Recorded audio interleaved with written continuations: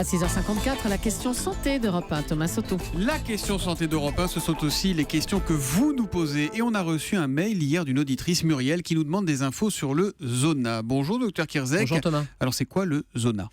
Alors, pour répondre à Muriel et répondre à tous ceux qui ont entendu parler de ce zona, c'est une maladie virale et c'est une réactivation virale plus exactement, puisque c'est le même virus que celui de la varicelle. C'est le fameux VZV, le virus de la varicelle.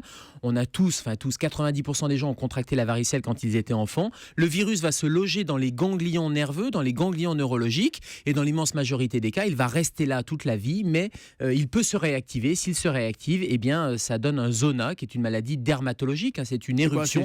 Ça gratte, Ça gratte, c'est rouge, c'est lancinant comme douleur, et c'est une douleur qui est caractéristique parce qu'elle est liée à des zones dermatologiques irritées, mais en bande, puisque comme c'est un nerf qui va s'infecter, se réactiver, eh bien c'est le trajet nerveux sur la peau qui va donner le zona. En fait. Donc c'est tout le chemin nerveux, c'est ce qu'on appelle un dermatome, et ça va être un zona ophtalmique au niveau de la zone de l'œil et une partie du visage, une bande au niveau du visage, ou un zona très classique, c'est le zona intercostal. Donc vous allez avoir une bande ou plusieurs bandes au niveau des côtes, au niveau du thorax et généralement sur la moitié du corps qui va être douloureuse. Vous dites que c'est nerveux, on vit avec ce virus toute notre vie. Est-ce que c'est le stress qui le fait apparaître à un moment ou à un autre ? Alors, on dit souvent que c'est le stress, et c'est vrai parce que c'est une baisse plus exactement des défenses immunitaires. C'est-à-dire quand le virus est sous contrôle, mais quand il y a un stress, quand il y a une diminution de la défense immunitaire, fatigue, pour différentes raisons, une fatigue, mais aussi l'âge, puisqu'on sait que l'âge diminue l'immunité cellulaire, eh bien le contrôle exercé sur ce virus par l'organisme va se lever, on lève le pied du frein finalement, et vous avez le virus qui va se réactiver et vous déclencher un zona. Tous ceux qui en souffrent le disent, c'est très douloureux, très pénible. Comment on soulage ces douleurs ?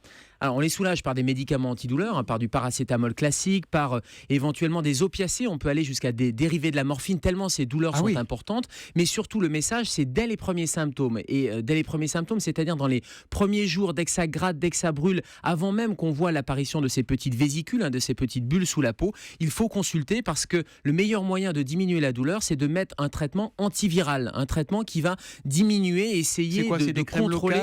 Non, c'est un traitement qui est par voie orale, qui se prend, qui est un antiviral et qui va permettre non seulement de diminuer les douleurs aiguës, mais éviter la complication majeure qui est la douleur post-zostérienne, la névralgie qui va durer après le zona et qui peut durer de manière chronique. Mais ça veut dire qu'en fait, on ne sait pas le guérir, ce zona ?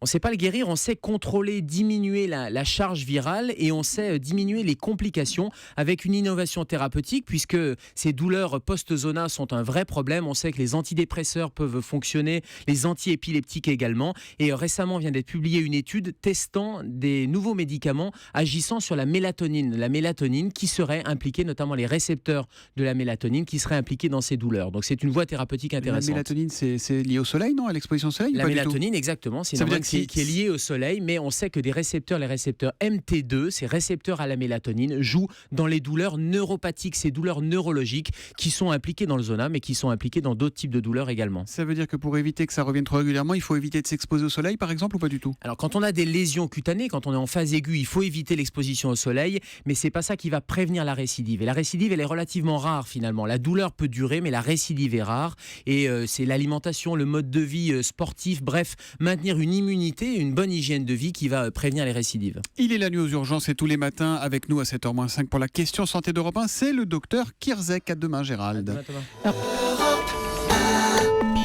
Thomas.